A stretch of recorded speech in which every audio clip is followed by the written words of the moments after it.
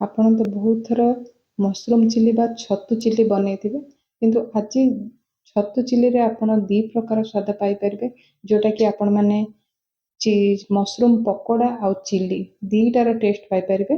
এটা ବନେଇବା ପାଇଁ ରେସିପିଟା ପୁରା ଦେଖନ୍ତୁ। ସ୍ୱାଗତ କରୁଛି ଦେଶୀ ଫୁଡ୍ କୋର୍ଟ ଓଡ଼ିଶାକୁ। ତ ମୁଁ ଏଇଠି ନେଇଛି ପାଳ ଛତୁ, ଆପଣଙ୍କୁ ଯେଉଁ ଛତୁ ପସନ୍ଦ ଆପଣ ନେଇପାରିବେ, କିନ୍ତୁ ଛତୁର ଏଇଠି ଟିକେ ମୁଁ ଟିକେ ବଡ଼ ବଡ଼ ସାଇଜ୍ ନେଇଛି, ଯେଉଁଟାକି ବେଶୀ ଫୁଟି ନଥିବ, ମାନେ କଢ଼ଟା ଟିକେ ବଡ଼ ସାଇଜ୍ ଥିବ, ସେଇ ଛତୁ ମୁଁ ନେଇଛି। ତ ଛତୁକୁ ଏଠି ହଳଦୀ ପାଣିରେ ବୁଡ଼େଇ ଦେଇଛି। କିଛି ସମୟ ଛାଡ଼ିଲା ପରେ ଛତୁକୁ ଭଲସେ ଆମେ ଚିପୁଡ଼ିକି ବାହାର କରିନେବା, ଯେମିତି ଛତୁରେ ପାଣି ରହିବନି। ବହୁତ ସମୟ ଭିଜେଇଲେ ଛତୁଟା ବହୁତ ପାଣି ପିଇଯିବ, ଛତୁ ବି ପାଣି, ଆଉ ପାଣି ପିଇଲା ପରେ ଆପଣଙ୍କର ଛତୁ ଯେତେବେଳେ ଆପଣ ଫ୍ରାଏ କରିବେ ବା ଛାଣିବେ ତ ବହୁତ ସମୟ ଲାଗିବ। ତ ଛତୁକୁ ଭଲସେ ଚିପୁଡ଼ିକି ସବୁ ଭଲସେ ବାହାର କରିନିଅନ୍ତୁ। ଆଉ ଯେତେବେଳେ ବି ଆପଣ ଏଇ ଛତୁ ଚିଲି କିମ୍ବା ଛତୁ ପକୋଡ଼ା ବନେଇବେ, ଟିକେ କଢ଼ ସାଇଜ୍ର ଛତୁ ନେଲେ ଆପଣଙ୍କ ଛତୁ ପକୋଡ଼ା କିମ୍ବା ଚିଲି ବହୁତ ହି ବଢ଼ିଆ ହେବ। ସବୁ ଚିପୁଡ଼ିକି ବାହାର କଲା ପରେ ମୁଁ ଏଠି ଅଧ ଚାମଚ ଅଦା ରସୁଣର ବଟା ଦେଇଛି। ତ ଆପଣ ପକୋଡ଼ାର ଟେଷ୍ଟ ପାଇବେ, ଆଉ ଚିଲିର ବି ଟେଷ୍ଟ ବହୁତ ହି ବଢ଼ିଆ ବନୁଛି। ଏଠି ଗୋଟେ ଚାମଚ ଦେଇଛି ରିଫାଇନ୍ ତେଲ। ଆଉ ଭିଡ଼ିଓଟା ସ୍କିପ୍ ନ କରିକି ଆପଣମାନେ ପୁରା ଦେଖନ୍ତୁ। ତ ଅଦା ରସୁଣ ପେଷ୍ଟ ଆଉ ଗୋଟେ ଚାମଚ ରିଫାଇନ୍ ତେଲ ଦେଲା ପରେ ସବୁକୁ ଭଲସେ ଗୋଳେଇ ନେବି। ତ ମୁଁ ଏଠି ଗୋଳେଇଲା ପରେ 5 ମିନିଟ୍ ଛାଡ଼ି ଦେଇଥିଲି ରେଷ୍ଟ ପାଇଁ। ତ ଏଠି ସ୍ୱାଦ ଅନୁସାରେ ଲୁଣ ଦେଇଦେବା। ଯେହେତୁ ଛତୁରେ କମ୍ ଲୁଣ ଲାଗେ ତ ଟେଷ୍ଟ କରିକି ପକାନ୍ତୁ, ନହେଲେ ଲୁଣି ହେଇଯିବ। ତ ଯେହେତୁ ଆମେ ଚିଲି କରିବା, ତ ଏଠି ଦେଇଦେଇଛି ଗୋଲମରିଚ ଗୁଣ୍ଡ ଅଧ ଚାମଚ ଦେଇଛି। ତ ଆଜି ବନେଇବା ବିନା ଫୁଡ୍ କଲର୍ରେ ଏଠି ଗୋଟେ ବଡ଼ ଚାମଚ ଦେଇଛି କର୍ଣ୍ଣଫ୍ଲୋର, 2 ଚାମଚ ଦେଇଛି ମଇଦା। ତ ହାଲକା ହାତରେ ଗୋଳେଇ ନେବା, ଆମେ ଯେମିତି ଚକଟିବାନି, ଭଲସେ ହାଲକା ହାଲକା ହାତରେ ଏଠି ବିନା ପାଣିରେ ଆମେ ଗୋଳେଇ ନେବା। ତ ଆପଣ ଯେତେବେଳେ ବନଉଛନ୍ତି ତ ଆରକୁ ଆପଣ ଗୋଳେଇକି ମାନେ ଉପରେ କୋଟ୍ ଟାଇପ୍ର ଆପଣ ବନଉଛନ୍ତି, ତ ଏମିତି ଥରେ ବନାନ୍ତୁ, ତ ବହୁତ ହି ଟେଷ୍ଟି ରେସିପି ବନୁଛି। ତ ଏଠି ଆମେ ଛାଡ଼ିଦେବା କିଛି ସମୟ ପାଇଁ।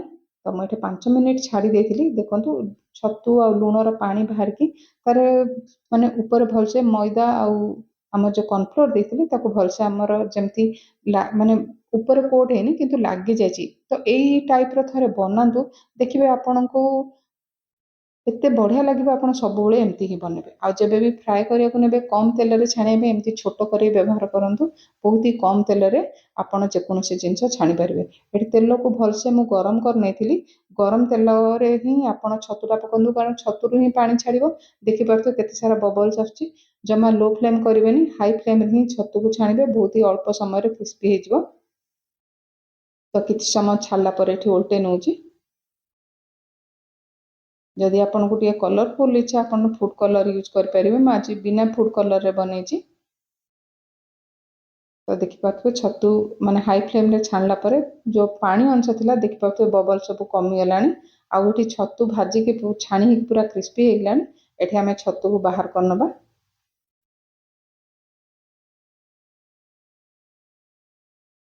ତ ଏଠି ସେମ୍ ପ୍ରୋସେସ୍ରେ ସବୁ ଛତୁକୁ ମୁଁ ଏଠି ଛାଣି ନେଇଛି। ତ ବହୁତ ହି କ୍ରିସ୍ପି ଆଉ ବହୁତ ହି ମାନେ କ'ଣ ଆପଣ ଏଇ ଟାଇପ୍ର ବି ପକୋଡ଼ା ବନେଇକି ଖାଇପାରିବେ। ଆପଣ ଯେଉଁ ଚିଲି ବନାଉଛନ୍ତି, ଆପଣ ପକୋଡ଼ାର ବି ଟେଷ୍ଟ ପାଇପାରିବେ। ତ ଯେଉଁ ଛଣା ତେଲରୁ ମୁଁ ଏଠି 1.5 ଚାମଚ ଏଠି ତେଲ ଦେଇଦେଇଛି, ବହୁତ ହି କମ୍ ତେଲ ୟୁଜ୍ କରିଛି। ତ ଗୋଟେ 10ରୁ 12 କୋଲା ବଡ଼ ରସୁଣକୁ ପୁରା ଛୋଟ ଛୋଟ ଏଠି କାଟିକି ନେଇଛି। ଗ୍ୟାସ୍ର ଏଇଠି ହାଇ ଫ୍ଲେମ୍ ଅଛି।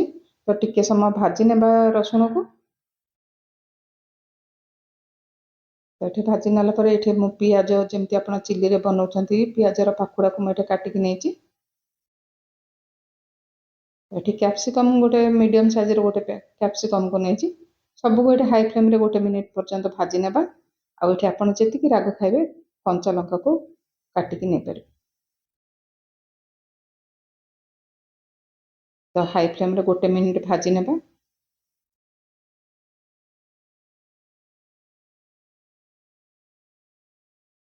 ତ ଏଠି ଟିକେ ନରମ ହେଇଗଲାଣି।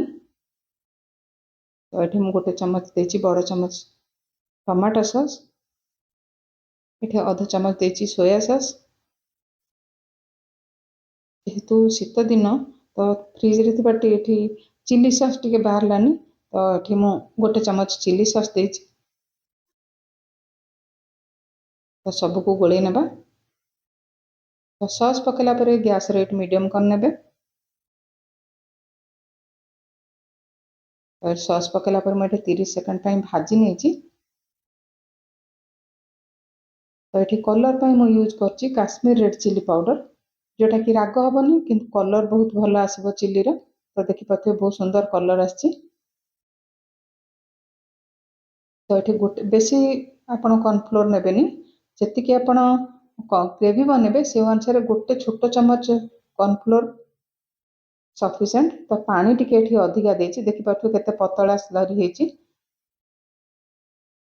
एठी आमे जो गोळे रखिथिले कॉर्नफ्लोर पके स्लरीटा पकेदेबा पकेला पर सबको भलसे फुटिबाको देबा तो एटा मु बनाउछि ग्रेवी वाला बनाउनी तो जेते बेला आपण भलसे फुटी जिवो आपण जेतिकी ग्रेवी चाहिए सेतिकी समय फुटिला पर आपण जो छतु को छाणी के रखिथिले एठी पके नेबे तो छतुटा एटे क्रिस्पी रहइबो चिल्ली की चिल्ली होला किंतु आपनको पकोडार भी टेस्ट मिलिबो तो एपट सेपट करी 1 मिनिट भाजी नेबा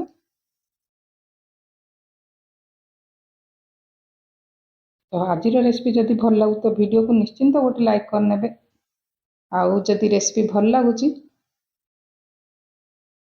चैनल को सब्सक्राइब करने को भूलिबेनी एठी मु कटा धनिया पत्र दे देछि